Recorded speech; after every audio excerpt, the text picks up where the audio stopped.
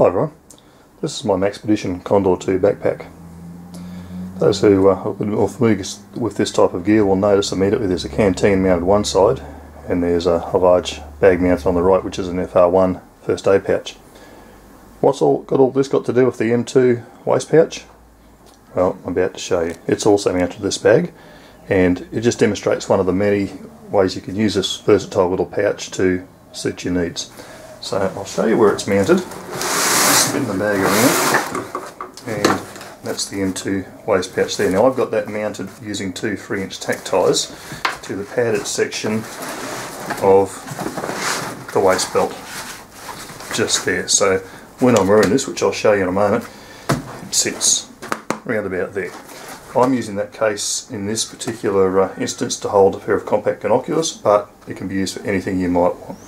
So we'll just throw the pack on, show you how that rides, and then what I'm going to do is have a look at how it's mounted. Then we'll take the bag off and just go over the actual little bag itself. Stay tuned.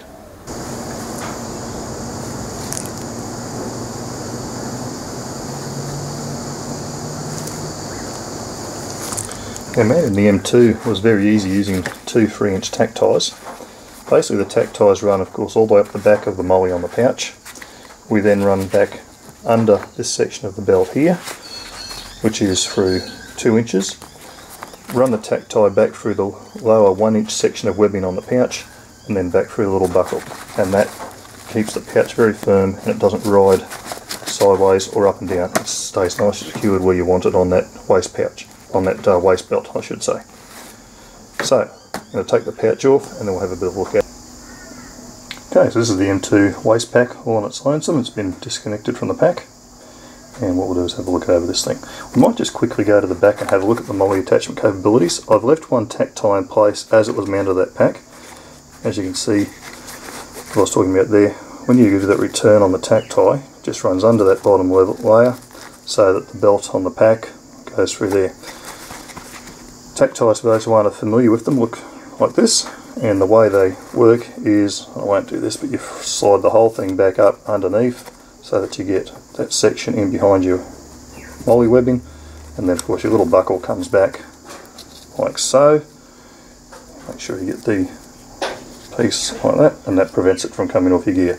They can be a little bit awkward to use in some situations, and your best friend when you're mounting tack ties or taking them off is probably a set of pliers or a multi-tool with a decent ply head on them.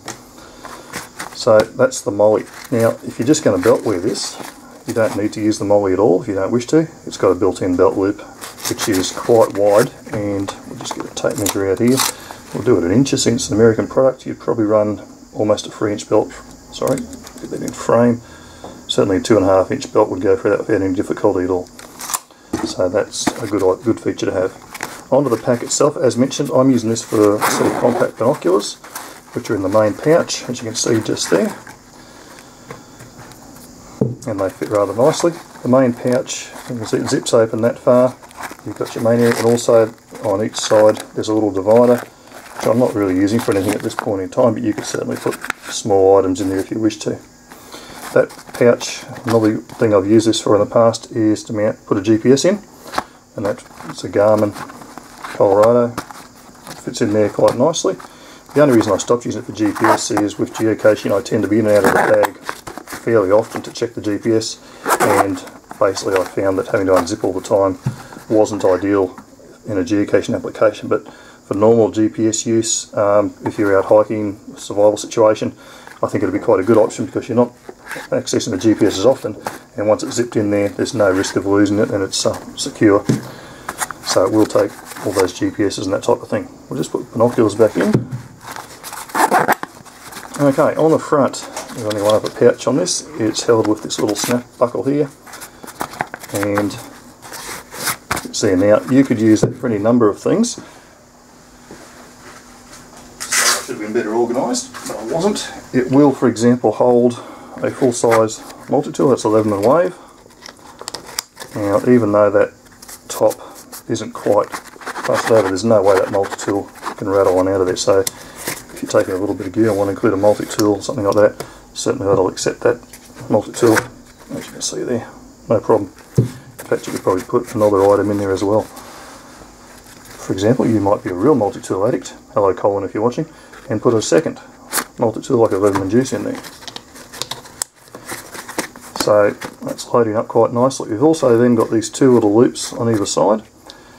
They will take a AAA pen light, so that fits in there nicely, and the other side could just as easily accommodate a pen, for example. So you're all set. Very versatile pack. Uses for this, realistically, limited probably by your imagination and certainly obviously by your needs, but the mounting options are terrific. If I did mention so before, this thing's made from, like all Maxpedition products, 1000 denier ballistic nylon.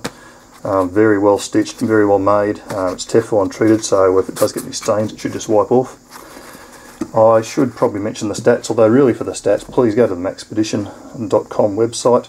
But the main compartment is 5 inches tall, 3 inches wide, 1.5 inches deep.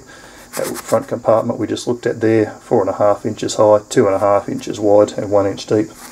Overall size on this bag packed out, I'll let you guys work it out for yourselves. There's the height of it, there's the width, and the depth there from the front of that buckle. So, I should mention this is the foliage green. Basically I've decided foliage green is my colour to buy Maxpedition products in, with the exception of one item, and that way all my gear is interchangeable and I can just hook it on and match it all up. So I'm very impressed with this little pouch. Thanks for watching everyone. Bye for now.